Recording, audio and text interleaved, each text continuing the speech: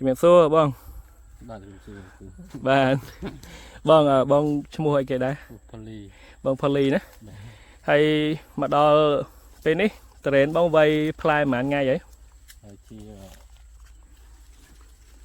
100ថ្ងៃមាន90ឬក៏100ណា100ថ្ងៃប្រហែលប្របាក់100ចិត្តដល់ពេលកាត់ហើយចឹងបាទប្រហែលថ្ងៃទី10បាទបងទី10ខែបាទគាត់ហើយនៅក្នុងនេះនៅភូមិឃុំណាដែរនៅប្រទេសស្រីនៅប្រទេសស្រីណាភាគច្រើនគេហៅនៅប្រទេសស្រីបាទនៅប្រទេសស្រីដូចក្នុងឃុំខ្នាសណ្ដាយហ្នឹងហើយខ្នាសណ្ដាយបាទបងហើយនេះបងប្អូនមើលត្រេនបងចិត្តដល់វាយកាត់ផ្លែអញ្ចឹងអាចកក់ទុកមុនបានណាបងជួយប្រាប់លេខទូរស័ព្ទបងមកពីខ្សែមកបាទ067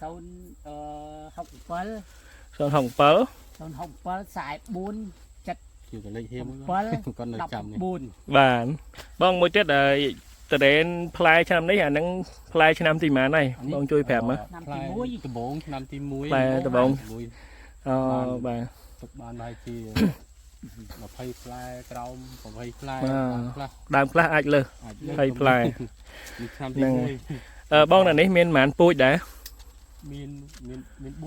ពូជអូខេពូជគេខ្លះបងនៅនេះមិនថងមូសង្ឃីងភួងមនីហើយនឹងអខៈបាទបងហើយយើងដល់មុននេះយើងដល់មុននេះពូជមិនថងណាមិនថងសុតហ្នឹងហើយអញ្ចឹងបើសិនជាពុកម៉ែបងប្អូនត្រូវការត្រេនខ្មែរសុវត្ថិភាពបងប្អូនណាអាចតាក់ទងមកចការធីបានដែលមិញបាទនៅតែបងគាត់ប្រកាសលេខទូរស័ព្ទមុនហ្នឹងអញ្ចឹងខ្ញុំនឹងដាក់ link ទីតាំងមកចការអញ្ចឹងបងប្អូនអាចតាក់ទងមកលេខគាត់ផ្ទាល់ទៅអញ្ចឹងត្រេនសៀមរាបយើងក៏មានដែរណាអត់ចាញ់ខេត្តផ្សេងទេណាបាទយើងនៅខាងនេះខាងប្រទេសស្រីយើងចាប់ផ្ដើមដល់ដែរហើយត្រេនខាងប្រទេសស្រីថ្ងៃ10អីបានពេញ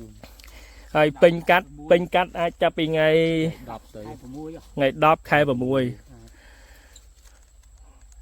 អញ្ចឹងចិត្តដល់បងមានអាដើមណាលើសនេះទេតែផ្លែមានទៀតហ្នឹងអញ្ចឹងមិនអញ្ចឹងបានច្រើនដែរអញ្ចឹងនេះបានច្រើនដែរនេះដើមនេះដែរនេះដើមនេះទៀតច្រើនអានេះមួយមែកនោះចូល4 5ផ្លែណា6ក៏មាន5ក៏មានភ្លុះ1ម៉ែត្រ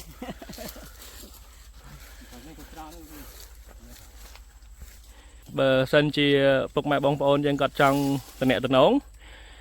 អាចតំណែងមកកាន់ពូផ្ទាល់ណាពូអាចបានលេខទូរស័ព្ទគ្រូសាខ្ញុំ